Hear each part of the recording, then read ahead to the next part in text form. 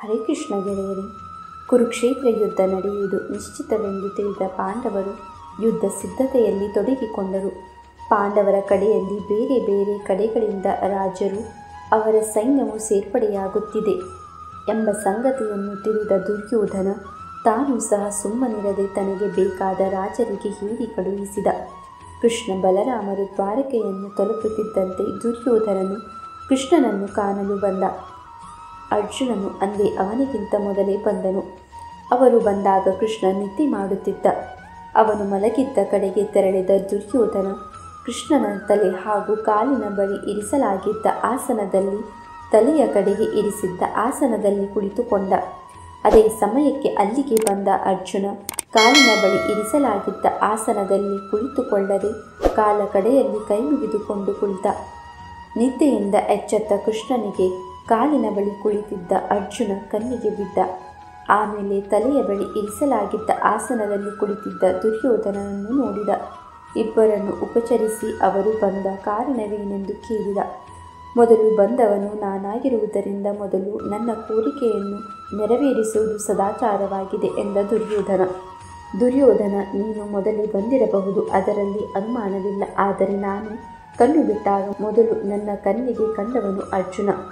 ನೀನು ಮೊದಲು ಬಂದಿದ್ದರಿಂದಲೂ ಅರ್ಜುನ ಮೊದಲು ಕಣ್ಣಿಗೆ ಕಂಡಿದ್ದರಿಂದಲೂ ಇಬ್ಬರ ಕೋರಿಕೆಯನ್ನು ನೆರವೇರಿಸುತ್ತೇನೆ.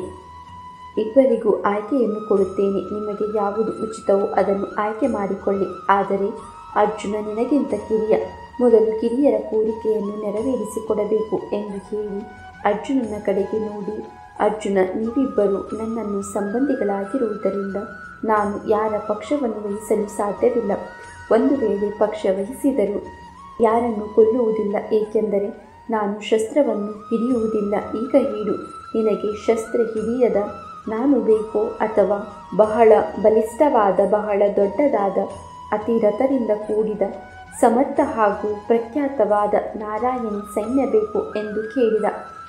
ಕೃಷ್ಣನಿಲ್ಲದ ನಾರಾಯಣಿ ಸೈನ್ಯದಿಂದ ಏನು ತಾನೇ ಪ್ರಯೋಜನ? ಎಲ್ಲಿ ಯೋಗೇಶ್ವರನಾದ ಕೃಷ್ಣನಿರುವನು ಅಲ್ಲಿ ಜಯ ಇದ್ದೇ ಇರುತ್ತದೆ ಎಂಬ ಅರಿವಿದ್ದ ಅರ್ಜುನ ಕೃಷ್ಣನನ್ನು ಆರಿಸಿಕೊಂಡ. ಯುದ್ಧ ಮಾಡದ ಕೃಷ್ಣನಿಂದ ಏನು ತಾನೇ ಪ್ರಯೋಜನ ಎಂದುಕೊಂಡ ದುರ್ಯೋಧನ ಸೈನ್ಯದೊಂದಿಗೆ ಸಂತೋಷದಿಂದ ಹಸ್ತಿನಾಪುರಕ್ಕೆ ಮರಳಿದ. ಅವನು ಹೋದ ಮೇಲೆ ಕೃಷ್ಣ ಅರ್ಜುನನನ್ನು ಕುರಿತು, ಅರ್ಜುನ, ಯುದ್ಧ ಮಾಡದಿದ್ದರೂ ಚಿಂತೆ ಇಲ್ಲವೆಂದು ನನ್ನೊಬ್ಬನನ್ನೇ ಏಕೆ ಆಯ್ಕೆ ಮಾಡಿಕೊಂಡೆ ಎಂದು ಕೇಳಿದ.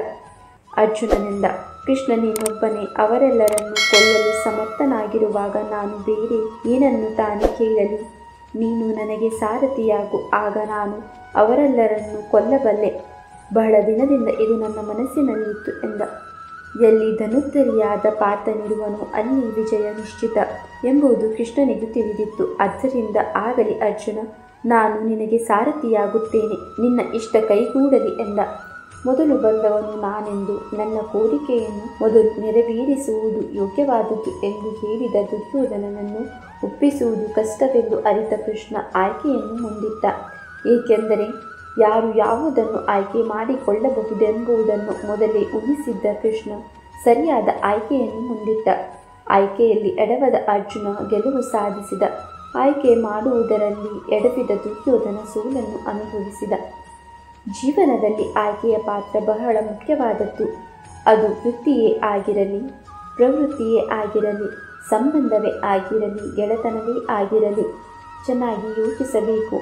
ಒಳಿತು ಕೆಡುಕು ಲಾಭ ನಷ್ಟಗಳ ಬಗ್ಗೆ ಸರಿಯಾಗಿ ಯೋಚಿಸಿ ನಿರ್ಧರಿಸಬೇಕು. ಆಯ್ಕೆಯಲ್ಲಿ ಎಡವಿದರೆ ಅದರ ಪರಿಣಾಮವು ಎಡವಟ್ಟೇ ಆಗಿರುತ್ತದೆ ಎಂಬುದರ ಅರಿವಿರಬೇಕು. ಇಂತಹ ಇನ್ನೂ ಹೆಚ್ಚಿನ ವಿಡಿಯೋಗಳಿಗಾಗಿ ಲೈಕ್, ಶೇರ್, ಸಬ್ಸ್ಕ್ರೈಬ್ ಮಾಡಿ ಮತ್ತು ನೋಟಿಫಿಕೇಷನ್ಗಾಗಿ ಬೆಲ್ ಐಕಾನ್ ಅನ್ನು ಒತ್ತಿ.